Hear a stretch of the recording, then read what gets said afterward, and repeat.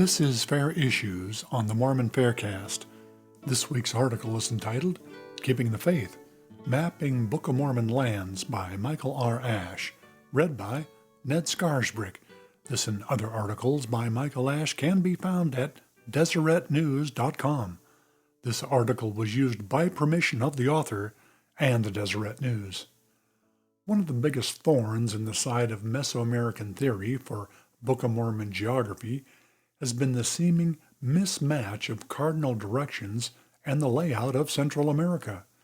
While Book of Mormon lands are said to be in the north and south, with seas in all four directions, this is not what we intuitively see in a map of Mesoamerica, which runs somewhat diagonally from northwest to southeast.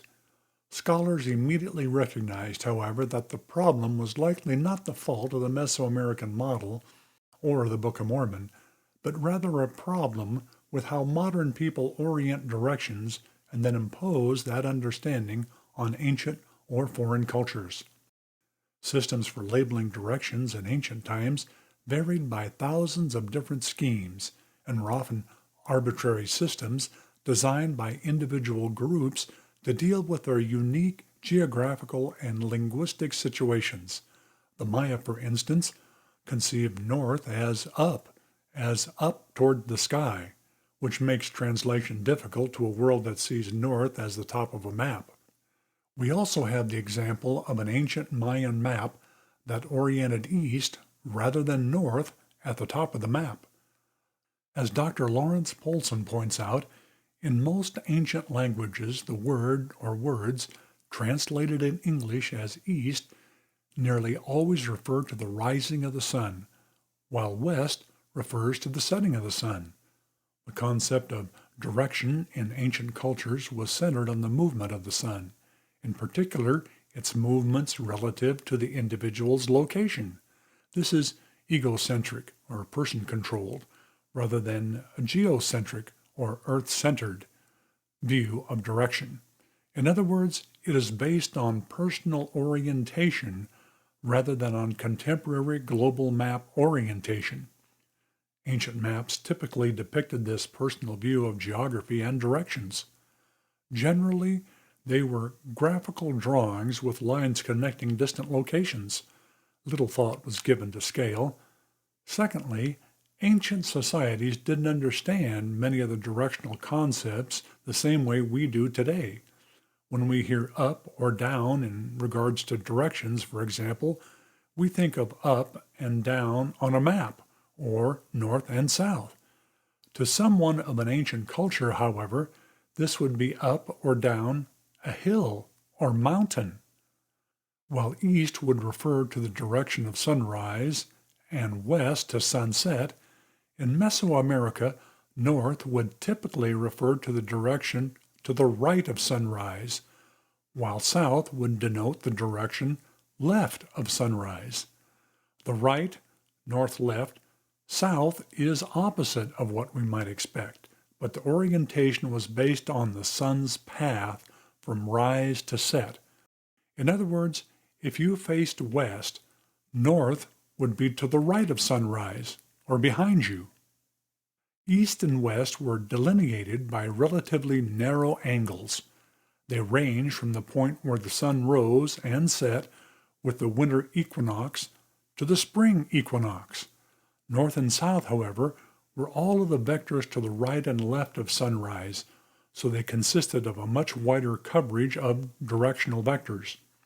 Before you continue listening to this podcast, you may want to consider printing out the directional vectors to aid in understanding the concepts that follow. Please see the original article in the Deseret News that is listed in the show notes of this podcast, and then click on the link for the diagram. Modern cultures understand cardinal directions as four quadrants, like a plus sign that divides a square into four equal sections of direction.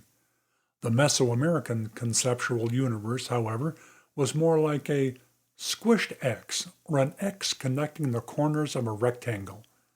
In the X, the right, east, and the left, west sections take up a smaller slice of the pie, than the wider wedges given to the north and south sections of the X division.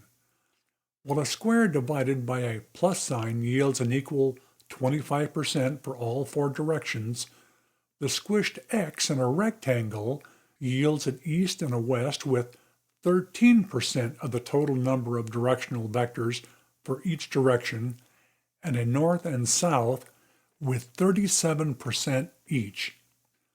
Lands that we might locate in the east or west, for instance, would be in the north or south based on ancient Mesoamerican directions. Some ancient inscriptions, for example, refer to Teotihuacan rulers as western lords. Directly west of the inscriptions, however, lay the Pacific Ocean. Teotihuacan was actually to the north-northwest. When we examine Book of Mormon directions, we find a pattern that fits amazingly well with a Mesoamerican understanding of directions. Poulsen points out that there are 378 Book of Mormon references to direction. 19% of those references denote east or eastward directions, 16% west or westward, while 39% reference north or northward directions and 27% south or southward. Other than a slight undersampling of south directions, which is likely based on the fact that the south was mostly Lamanite territory and would likely demand fewer references in a book written by Nephites, the percentages match what we would expect to find in a Mesoamerican directional concept. When we overlay the Mesoamerican directional concept on Central America, we find that the upper part of the Isthmus of Tehuantepec really is in the north, while the lower part is really in the south. Plus, we find that there are seas north, east, south, and west, and the Nephites are surrounded by water like an isle of the sea. 2 Nephi chapter 10, verse 20. Understanding the way that the ancient Mesoamericans understood directions not only strengthens the theory of the Book of Mormon events took place in Central America, but it also supports the claim that the Nephite scripture is based on an authentic ancient text. If you like this podcast, you can help promote it by subscribing to it in iTunes or by rating it and writing a review. Post a link on your blog and Facebook page and tell your friends about us. Questions or comments about this episode can be sent to podcast@fairlds.org or join the conversation at fairblog.org. Michael Ash is the author of the book Shaken Faith Syndrome, Strengthening One's Testimony in the Face of Criticism and Doubt, as well as the book of Faith and Reason, 80 Evidences Supporting the Prophet Joseph Smith. Both books are available for purchase online through the Fair Bookstore. Music for this episode was provided courtesy of Lawrence Green. The opinions expressed in this podcast are not necessarily the views of the Church of Jesus Christ of Latter-day Saints or that of Fair Mormon.